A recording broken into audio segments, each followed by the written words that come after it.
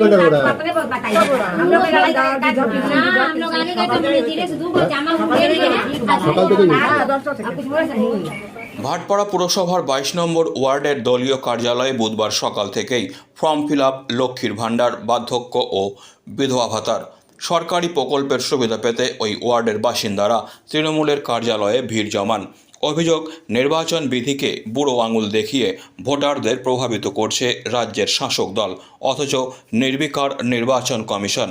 এদিন নির্বাচন বিধি লঙ্ঘন করে লক্ষ্মীর ভাণ্ডার সহ অন্যান্য প্রকল্পের সুবিধা নিতে ফর্ম ফিল আপ নিয়ে টুইট করেন বিজেপি প্রার্থী অর্জুন সিং।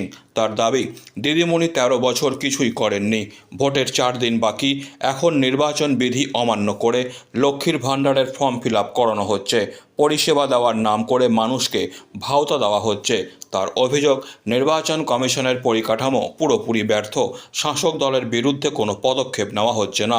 যদিও এ প্রসঙ্গে ভাটপাড়ার উপপুরপ্রধান দেবজ্যোতি ঘোষ বলেন, ফর্ম ফিল আপ করা যেতে পারে, ওটা তো একটা প্রসেস, কার্যকর তো নয়। ভোটের পর আবার প্রকল্পের সুবিধাগুলো কার্যকর হবে। ভাইস চেয়ারম্যান মূর্খ আছে, ইলেকশন কোড অফ কন্ডাক্ট চালু হয়ে গেছে, ইলেকশন 4 দিন আরও আছে। এটা পুরোপুরি মানুষকে ভাওতা দেওয়ার জন্য এইসব করা হচ্ছে। দিদিমণি 13 বছর কোনো কাজ করলেন না, ভোটের 4 দিন আগে উনি লক্ষ্মী ভাণ্ডার দিচ্ছেন, দুয়ারে সরকার শুরু করে দিয়েছেন। এটা totally election code of conduct violation হচ্ছে। কিন্তু প্রবলেম কী আছে, ইলেকশন কমিশনের ইনফ্রাস্ট্রাকচার ফেল হয়ে গেছে বাংলা, আমি যা দেখছি ইনফ্রাস্ট্রাকচার কোনো কাজ করছে না। এরা ভায়োলেশন করছে, এদের কোনো শাস্তি হচ্ছে না, এদের এগেন্সে কোনো স্ট্রিকচার হচ্ছে না, এদের এগেন্সে কোনো প্রসিডিং কাটা হচ্ছে না, কিচ্ছু হচ্ছে না। এটা পুরোপুরি ইলেকশন রুলটাকে ভায়োলেশন হচ্ছে।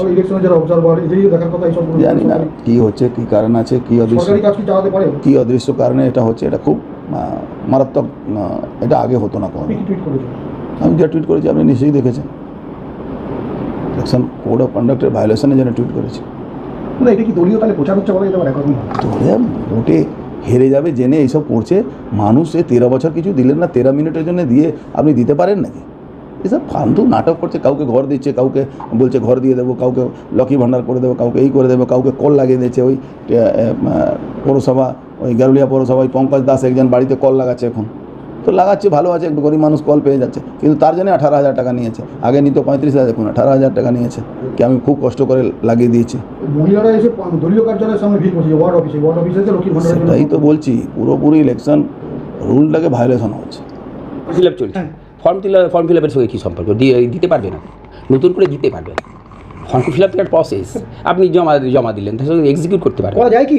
হ্যাঁ, আপনি এখন জান না এই রেশনের জন্য আপনি এই রেশন অফিসে গিয়ে অ্যাপ্লিকেশন করলেন, আমার রেশন কার্ড হয়ে গেছে, করা যায়। এটা তো গভর্নমেন্ট একটা প্রসেস, নতুন করে দিতে পারবেন এখন এই কথা দিন। এই তো Disclaimer. This channel may not promote any violent, harmful or legal activities. All content provided by this channel is meant for an educational purpose only.